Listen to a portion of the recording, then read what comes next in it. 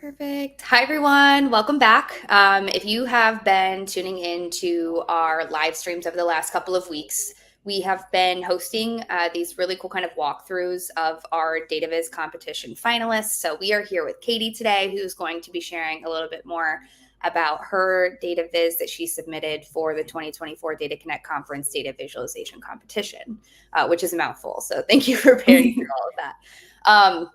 To provide some additional context, if this is your first time tuning in, we host an annual Data Connect conference here in Columbus, Ohio every year. Within that conference, we also host this annual DataViz competition. The competition is supported by our friends at Apexon, and what we do is we get hundreds of these data visualizations submitted every year. We, with the help of the team at Apexon, somehow narrow it down to a top 10.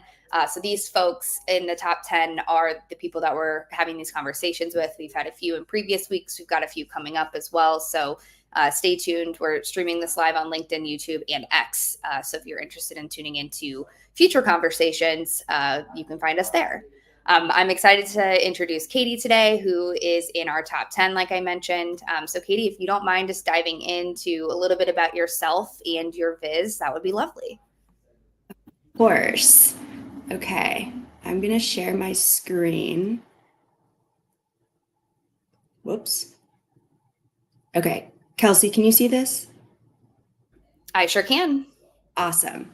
Okay. Well, first off, I'm so excited to be involved with this and honored. I love DataViz. It's one of my favorite things ever. And I feel like I just kind of started getting into the broader community of things. I've been using Tableau for a little while, but really diving into the community lately. And it's so powerful to see all of the talent out there. And so I'm just honored to be participating in this. So yeah, I'm just excited.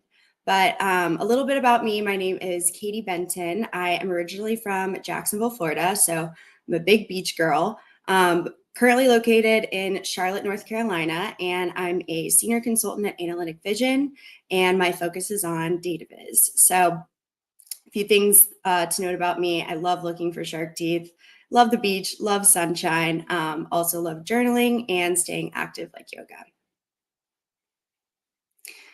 So my viz that I submitted, it still feels honestly a little bit weird to talk about out loud, but I think for me, the whole goal behind it, kind of looking back, was so that I could not only kind of share my own story, but also hopefully inspire others to share their stories. Because obviously we're all on our own journeys. We all have stories. And I feel like telling those stories creates that human connection. And we all kind of crave that. But my viz is on ADHD. It's my journey to love my neurodivergence. And if you have not heard of ADHD or don't know what it is, it stands for Attention Deficit Hyperactivity Disorder. And sometimes I struggle to find the words to really describe what it means, but this image I felt like did a pretty good job of doing it. It's basically kind of, it feels and looks differently in everyone, but some days it feels like my brain is going 90 miles an hour. Other days it kind of struggles to even operate at all. So that's kind of some background, what my hope is through this viz. And now I'm going to kind of drill into my process. So I wish I could remember who it was that said this, but I was on a Tableau call once, and someone gave this advice of like great storytelling comes from experience it firsthand. So really put yourself in the data to be able to draw out that story. And so when I heard this, it really stuck with me. And I started thinking about, okay, who am I? What am I already learning about? What am I already interested in? And so this idea of ADHD popped into my head. And at first I was pretty resistant about it. I was like, I'm not ready to tell this story, put my voice on it. But it kept popping back into my head. And I was like, okay, maybe that's a sign that I should explore this. Maybe I'm not ready to do it yet, but let's see like what's out there.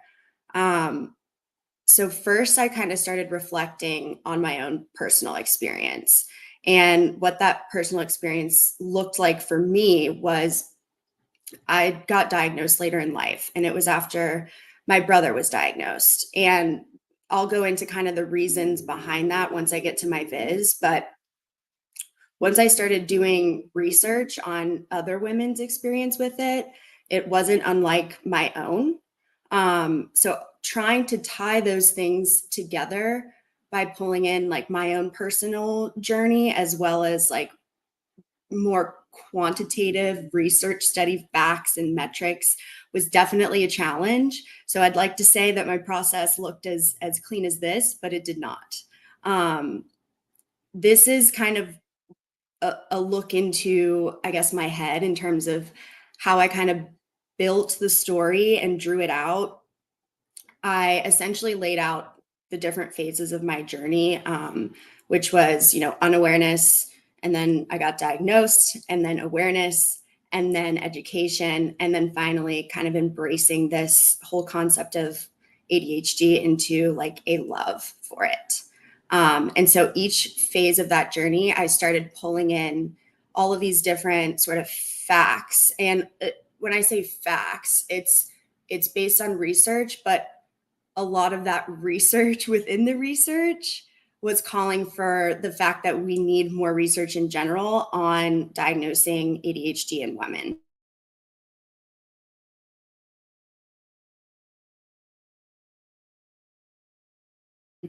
Your process doesn't have to be like lead cut. It can be messy as long as you kind of stick to your why. That'll root you kind of back to the core of like what you're sort of trying to tell in terms of the story. So just give yourself trial and error. It's a process. Dig deep, ask questions, and then your viz will kind of come to life as long as you stick to that why. Oh, so let me go ahead and kind of share with you an overview. So this is my viz, and like I said, it goes through sort of these stages of unawareness to diagnosis to awareness, education, and then finally to love.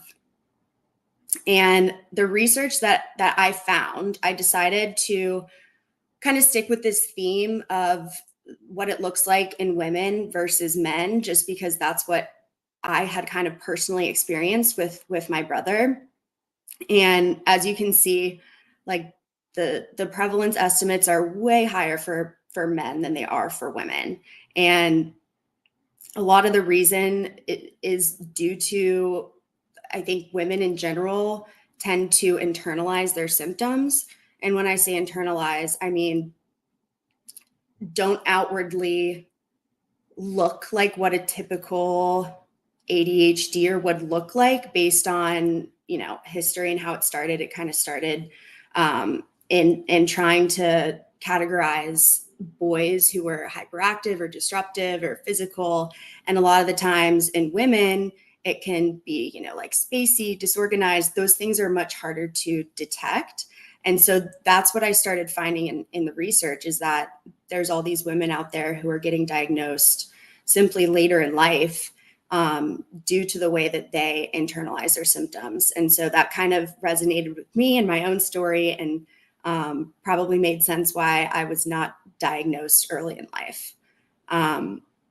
So this sort of stage of awareness was this aha moment for me, where I was like, okay, if I'm dealing with this, what has been my experience in my previous years, what has attributed to ADHD, what has not. And so I kind of reflected on trying to overcome and eventually realize that a lot of the things that ADHD is, from my perspective, I was thinking that they're like a bad thing, but after reflecting, it's a good thing. Like everyone's different, everyone has a unique perspective to give. And so I kind of draw on that here with personal experience as well as like my brother. Oops, did this just time out on me? Okay, there we go. And so the more I kind of dug into things, the more I was like, holy cow, this sort of conversation around ADHD in women is not just me or like the random research studies that I'm finding. Just for example, this Google search trend sort of compares the search of ADHD in women versus ADHD in men.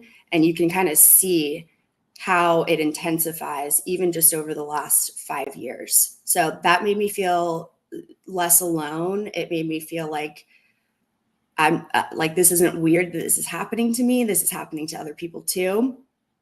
And then once I kind of started embracing this fact that I'm not alone, I started looking at this as sort of not a, well, I want to say superpower. It's something that makes me me. And I think there's things that we all have that make us us that are different from everyone else. And so when I feel like I'm struggling with it or have, like a really bad day, I need to take a step back and say, okay, even though I'm experiencing this is still me, and I don't have to let this define me, and I have ways to sort of combat it. So that is my viz. There's some resources down here. And before I stop, I wanted to go over some takeaways. So I was really scared to do this viz. And I think the reason why I ended up doing it is because I was scared to do it. So I just want to reiterate kind of like my learnings that, like your inspiration usually precedes meaningful work. If it scares you, it's probably worth going after, and be comfortable being uncomfortable, and your art matters. So I don't know if this would be familiar to anyone, but I'm a huge One Tree Hill fan, and I feel like this resonates with me a lot. So thank you so much for taking the time to walk through that with me, and I will turn it back to you, Kelsey. Thanks so much, Katie, for sharing that and walking through the viz and the inspiration behind it. I am sure many others appreciate you sharing the story as well. So thank you for putting together something that's so interesting to read through and will likely be helpful for folks too. So the next thing I want to do is kind of show everyone where you can actually go interact with this viz on your own, as well as the other 9 in our finalist list. And vote for your favorite as well. So give me just 1 second here.